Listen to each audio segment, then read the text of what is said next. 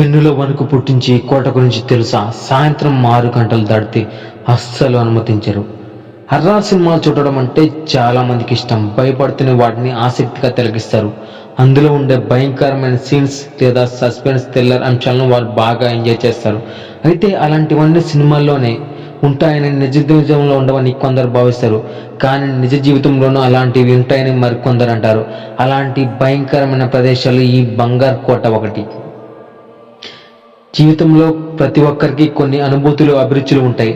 అవి ఏవైనా కావచ్చు. కొందరికి సాహసాలు చేయడం ఇష్టమైతే మరికొందరికి ప్రశాంతంగా బతకడం ఇష్టం. అయితే చాలా మందికి సాహసాలు చేయాలని ఆసక్తి ఉన్నా ధైర్యం చాలక వాటి జోలికెళ్లరు. ముఖ్యంగా మనసులో ఏమైనా భయాలుంటే అస్సలు వాటి గురించి ఆలోచించరు.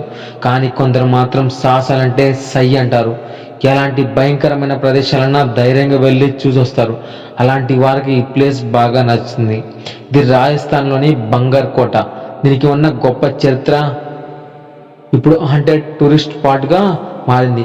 ఆ విశేషాలంటే ఇప్పుడు మనం తెలుసుకుందాం. వీడియో చాలా ఇంట్రెస్టింగ్గా ఉండబోతుంది ఫ్రెండ్స్. వీడియో ఎక్కడ స్కిప్ చేయకుండా వీడియో మొత్తం చూస్తేనే మీకు అర్థమవుతుంది.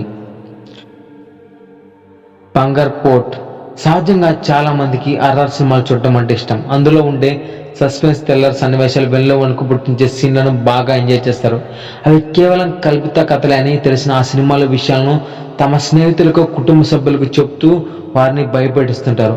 అలాంటి సినిమాలంటే వారికి మహాసరదా.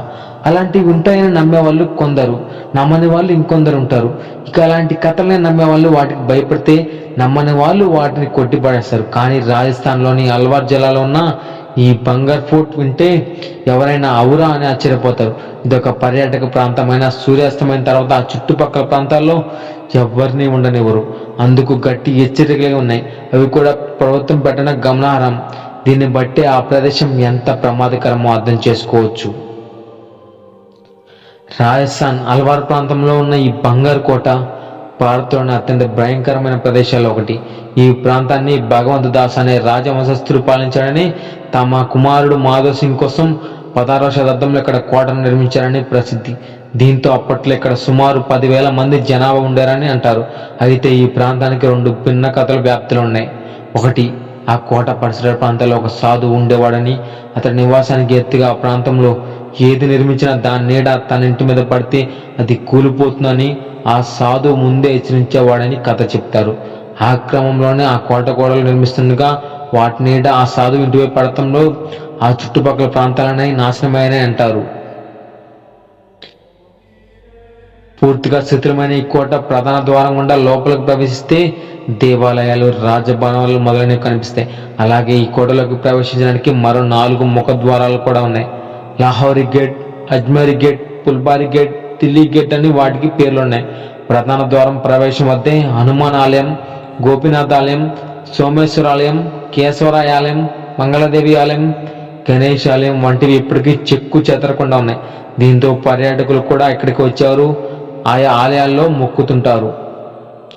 మరొక కథనం ప్రకారం ఆ ప్రాంతంలో మాంత్రికుడు ఉండేవాడని, అదే సమయంలో బంగారు రాజవంశానికి చెందిన ఓ రాకుమార్తె అందంగా ఉండడంతో ఆమెను ఇష్టపడ్డాడని ప్రసిద్ధి.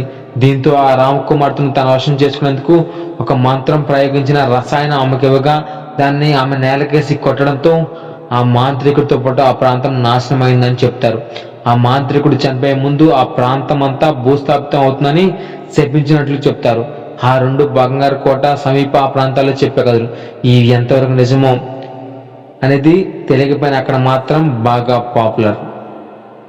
నిజ జీవితంలో ఇలాంటి భయంకరమైన ప్రదేశాలు ఉన్నాయంటే నమ్మబుద్ధి కాదు. దీని చరిత్ర తెలిస్తే ఎవరైనా అవునని చెప్పక తప్పదు. ఇక్కడ చెప్పే కథలు పుకార్లుగానే లేక కట్టుకథలను కొట్టి పారేయం. ఎందుకంటే ఇక్కడ రాత్రిపూట భయంకరమైన ఏడుపులు వినిపిస్తాయని స్థానికులు చెప్తుంటారు. అలాగే కొందరు టూరిస్టులు, స్థానికులు అక్కడికి వెళ్ళిన వారు చనిపోవడమో లేక కనిపించుకోకపోవడమో కూడా జరిగాయని అక్కడి వారు అంటారు. దీంతో ఇదొక మిస్టరీ ప్లేస్గా మాత్రమే కాకుండా హంటెడ్ ప్లేస్గా పేరుగాంచింది. ఇది ఇప్పుడు భారతదేశంలోని టాప్ 100 ప్లేసుల్లో ఒకటిగా నిలిచింది.